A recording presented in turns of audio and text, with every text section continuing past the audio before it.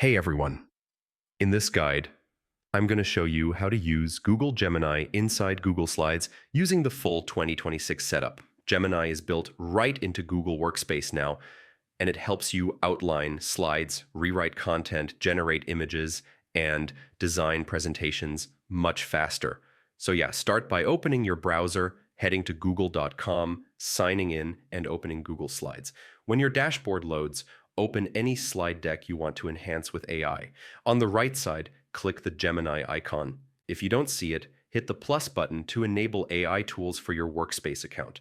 Inside the Gemini panel, you can type natural prompts. For example, create 3 bullet points about photosynthesis, or give me an outline for a 5-slide lesson about budgeting.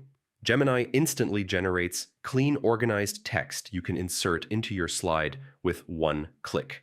If you already have content on your slide, highlight it and choose Rewrite with Gemini. You can make the text shorter, simpler, more formal, or more engaging depending on what you need. This is perfect for teachers and presenters who want clearer explanations or tighter wording without rewriting everything manually. Gemini can also generate custom images. Switch to the Images tab and describe what you want: an illustration, a background, a diagram, or even abstract shapes. Gemini creates visuals you can insert directly into your slide, saving you time searching online. You can also ask Gemini for design suggestions like make this slide more engaging or suggest a layout for this content. It analyzes your slide and gives tips you can instantly apply. And if you need more slides, just type create 5 more slides based on this topic, and Gemini will produce a complete outline you can drop into your deck. And that's it.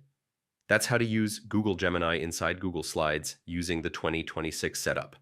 With AI-powered text, images, and layout suggestions, you can build clean, professional presentations way faster. Thanks for watching, and I'll see you in the next guide.